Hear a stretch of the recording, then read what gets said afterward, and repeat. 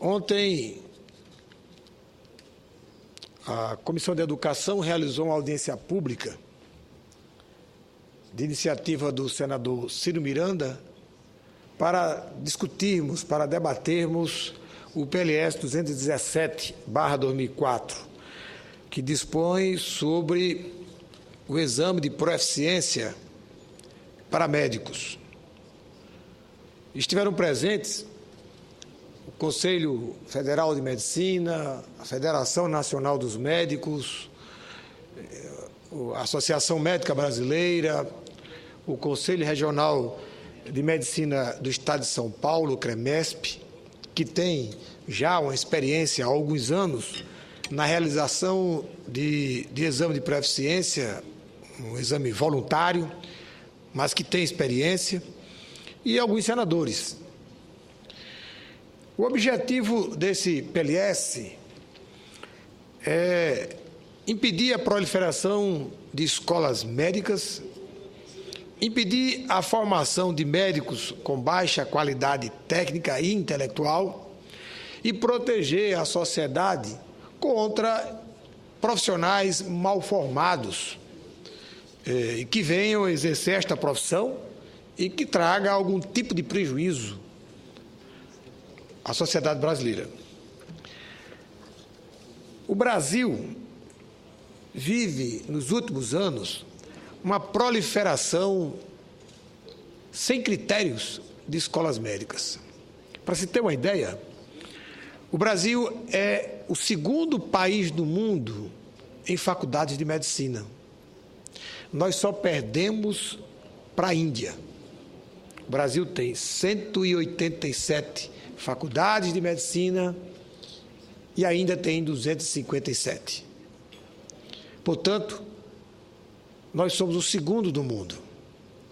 Aí cabe uma indagação. Se escolas médicas resolvessem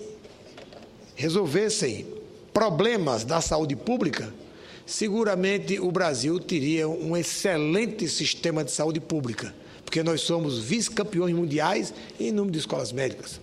E não é bem por aí. Não é proliferando escolas médicas que nós vamos resolver o problema de saúde pública no Brasil. Não vai ser proliferando escolas médicas que a gente possa garantir uma boa assistência ao cidadão e à cidadã. Eu tenho dito reiteradas vezes aqui na tribuna do Senado o meu pensamento e a minha posição a respeito de alguns problemas na área de saúde. Mas a gente tem que reconhecer que o ensino médico, ele atravessa alguns problemas. Primeiro, são projetos pedagógicos inadequados, corpos docentes insuficientes e sem qualificação. Isto é fato. Há, na maioria dessas faculdades, na esmagadora maioria dessas escolas médicas, que se proliferam aceleradamente a toque de caixa, a ausência de hospitais e escolas ou campo de ensino conveniado. E quando os têm, são sucateados, que não atendem a condição de hospitais e escolas. Não atendem como campo de aprendizado e de estágio.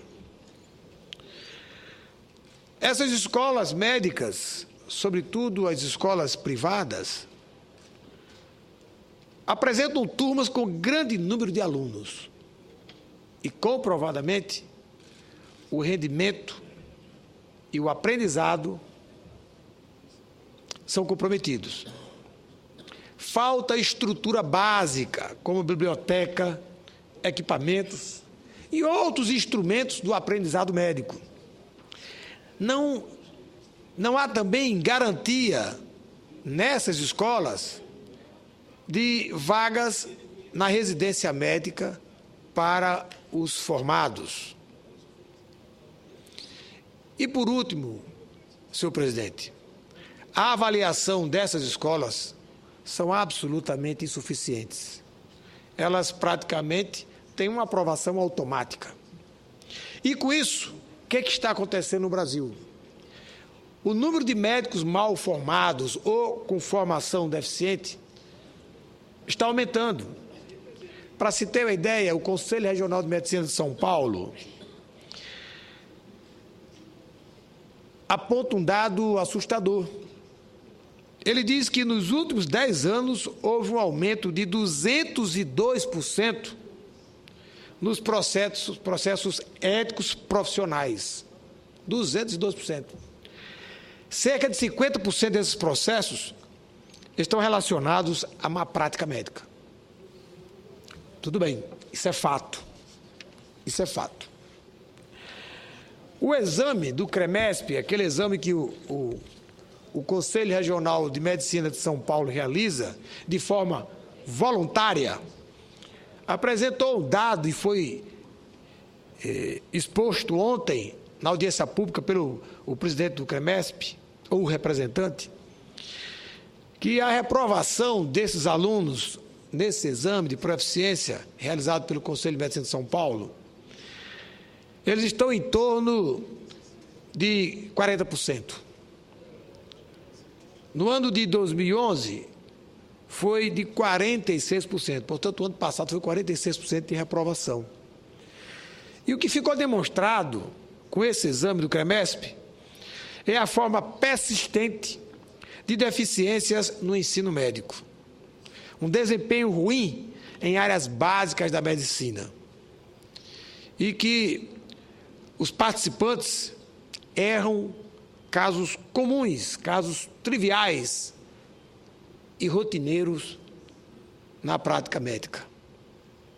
Isso é preocupante. Entretanto, há quase que uma unanimidade das instituições médicas brasileiras com o exame de avaliação da qualidade do profissional médico que as escolas estão colocando no mercado. Eu me sinto muito à vontade, me sinto muito até confortável em participar de uma corporação como essa, porque dificilmente se encontra um segmento que se preocupa em avaliar a qualidade dos seus pares. E o Conselho Federal de Medicina e os demais conselhos, a Associação Médica Brasileira, a Federação Nacional dos Médicos, estão verdadeiramente preocupados com a qualidade dos médicos que as escolas médicas estão colocando no mercado de trabalho. Na verdade, essa preocupação não é com o médico, é com a sociedade. Há uma preocupação no sentido de proteger a sociedade do mal profissional. Entretanto, senhor presidente, nós estamos conscientes da necessidade de uma avaliação. Agora, antes de avaliar, precisamos definir quais são os atributos esperados do profissional médico. Quais as diretrizes e critérios para avaliação desses atributos? Quais são os instrumentos adequados para avaliação? As análises e suas consequências. E o segmento seguinte, os passos seguintes. Todos nós compreendemos o que é que se exige de um profissional médico.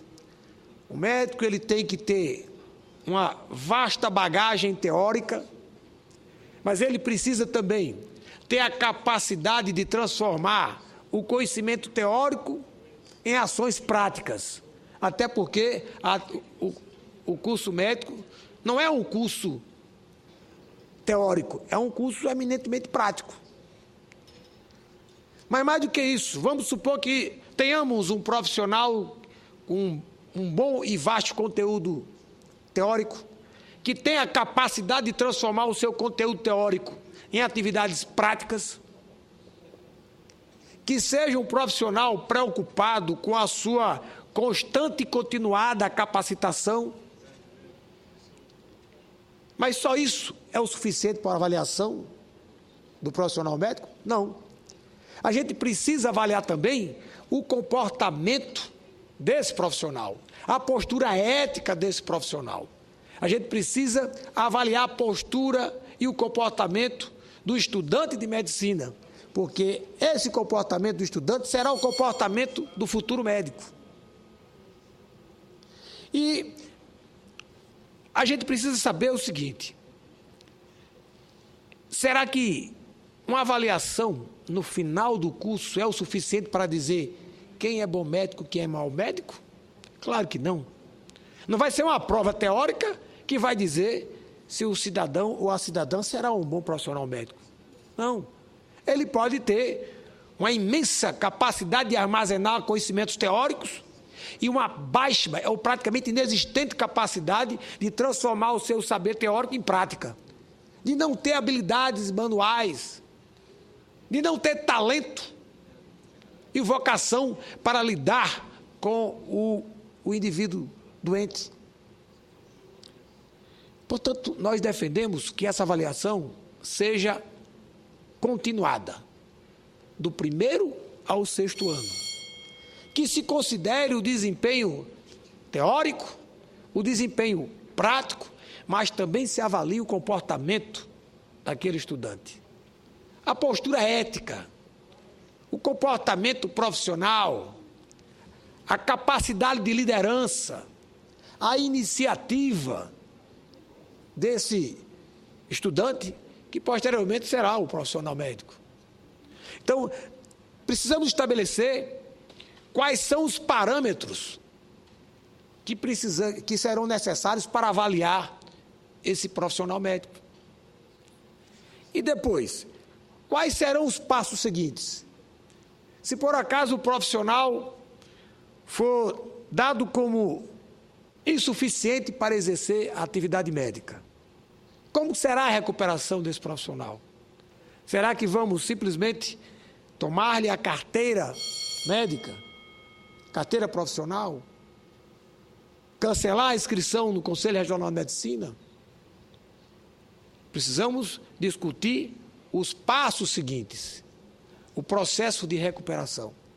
Daí que nós achamos mais plausível a avaliação continuada, ou seja, do 1º ao 6º ano, porque se o estudante apresentar algum tipo de debilidade no 1º ano, será fácil corrigir aquele módulo e não acumular para fazer uma avaliação única no final do curso de formação.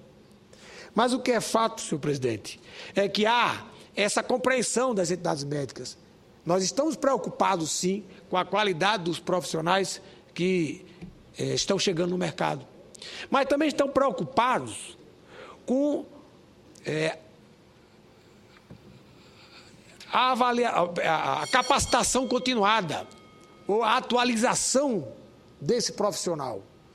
Porque não é só receber o grau de médico, não é só fazer o título de especialista, a prova de título de especialista, e depois se acomodar na zona de conforto e não correr atrás das novas informações, das novas descobertas científicas que o mundo inteiro está apresentando praticamente todos os dias.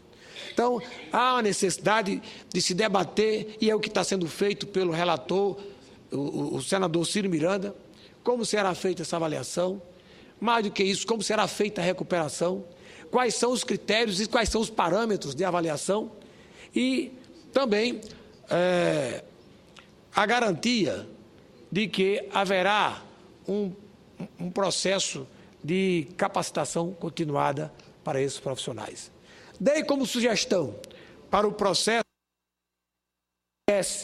do senador Ciro Miranda,